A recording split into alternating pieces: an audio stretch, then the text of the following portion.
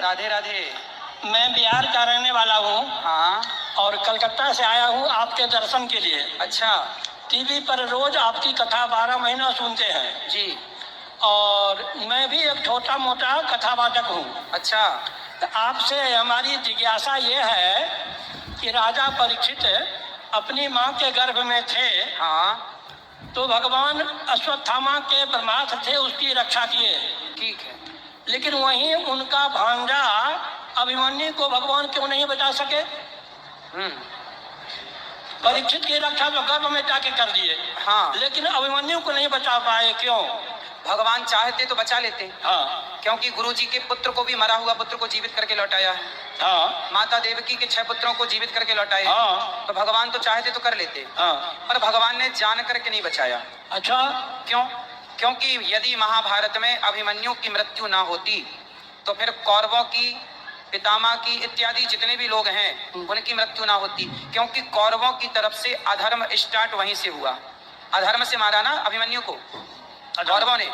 तो कौरवों ने जब अधर्म से मारा तो वहीं से उनके पाप का घड़ा भरा। और पाप का घड़ा जब तक नहीं भरता तो भगवान अंत कैसे करते? तो किसी ना किसी उन कौरवों के नाश के लिए अभिमन्यु को अपना बलिदान देना पड़ा।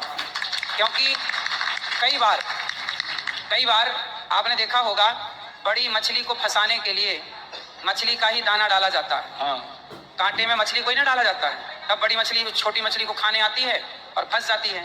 तो अभिमन्यु वो छोटी मछली बन गए, जिस छोटी मछली के चक्कर में सारे बड़ी बड़ी मछलियां फंस गईं और सबने उस चक्कर में अधर्म किया। अभिमन्यु को मारने के लिए सारी हदें पार कर दी कौरवों ने।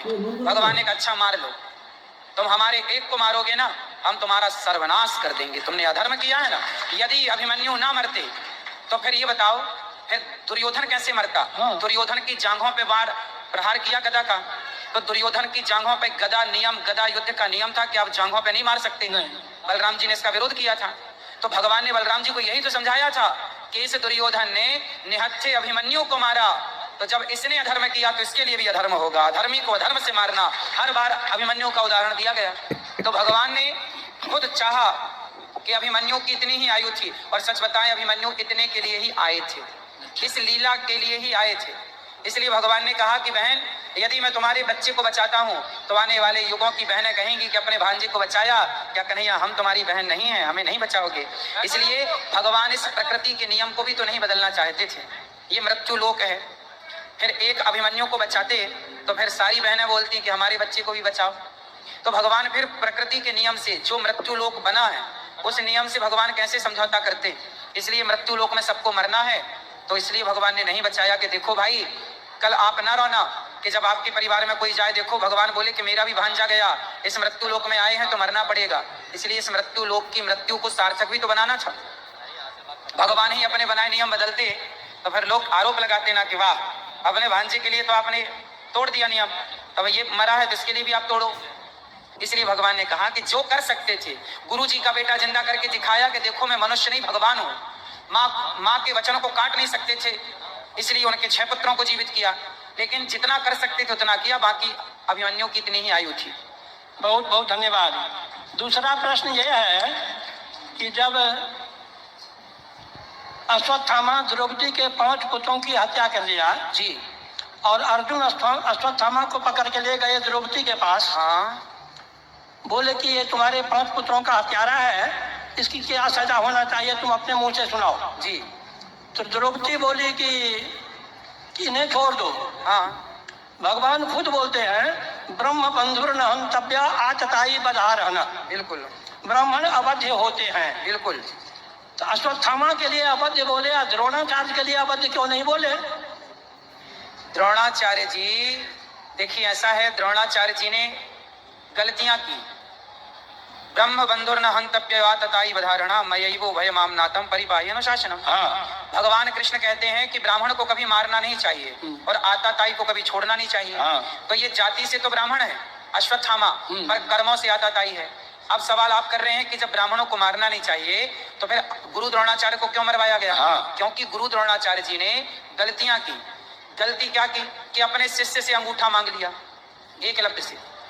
अब आप हमें पढ़ाओ, आप हमें शिक्षा दो, और पढ़ा करके आप हमसे अंगूठा मांग लो, कि तुम अपनी विद्या का कहीं प्रयोग ना कर सको, तो क्या ये गुरु का धर्म था?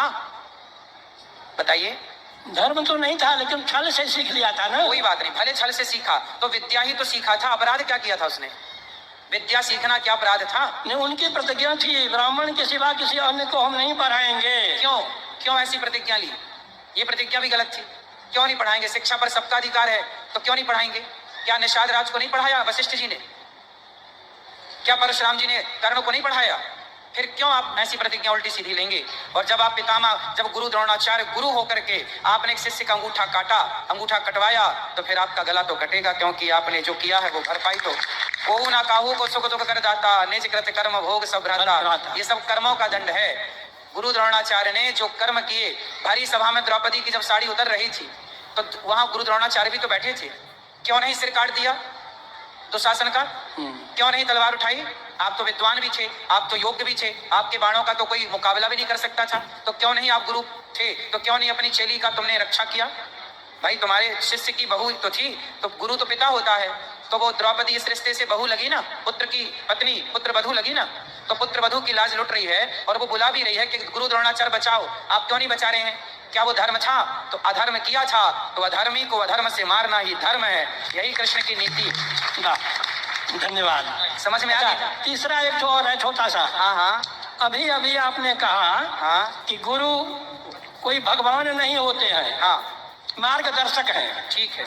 लेकिन श्लोक बनाने वाले श्लोक बनाए हैं कि गुरुर ब्रह्मा गुरुर विष्णु गुरुर देवो महेश्वर, गुरु साक्षात पर ब्रह्मा तस्मै श्री गुरुवे नमः। हाँ। साक्षात पर ब्रह्म क्यों बोला?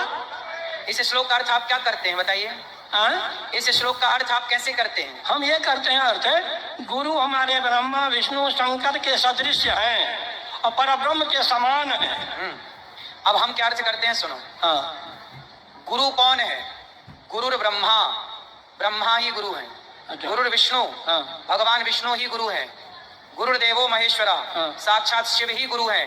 गुरु साक्षात परब्रह्म, पार ब्रह्म परमात्मा श्रीमन नारायण ही हम सबके गुरु हैं। कृष्णम वंदे जगत गुरु। अब बात ये आई कि गुरु गुरु गोविंद दो खड़े काके लागू पाए, बलिहारी गुरु आपने गोविंद दियो बताए। हाँ। ऐसा है कि एक बार क्या हुआ, गुरु और शिष्य दोनों खड़े थे, तभी गुरु जी के पास भगवान आए। तो अब भगवान भी आ गए और गुरु जी भी आ गए, और चेला आया। चेला ने देखा भगवान जी भी खड़े और गुरु जी भी खड़े, चेला कंफ्यूज हो गया। चेला को लगा प्रणाम किसे करूं? तब गुरु जी ने कहा, तब भगवान ने कहा गोविंद यो बताए। भगवान ने कहा कि बेटा पहले गुरु जी को प्रणाम कर, क्योंकि इनके द्वारा तू मुझ तक पहुंचा है। अब ये बताओ, भगवान ने कहा कि पहला प्रणाम गुरु को करो, तो पहला प्रणाम तो गुरु को ही करना चाहिए। हमारी श्री संप्रदाय में पहला प्रणाम गुरु को ही होता है, दूसरा प्रणाम भगवान को होता है। हाँ। लेकिन गुरु भगवान से कम नहीं है, पर आप गुरु को भगवान भी तो नहीं कह सकते। हमारी संप्रदाय में ये भी तो कह सकते, ये भी है ना कि जैसे स्त्री सबको तो अपना पति नहीं कह सकती ना, तुम भी मेरे पति, तुम भी मेरे पति ना, पति तो एक होगा ना। जब पति एक है, दो नहीं हो सकते। तो भगवान एको ब्रह्म द्वितीयो नास्ति, जब ईश्वर एक है तो फिर दूसरा कोई भगवान कैसे हो सकता है?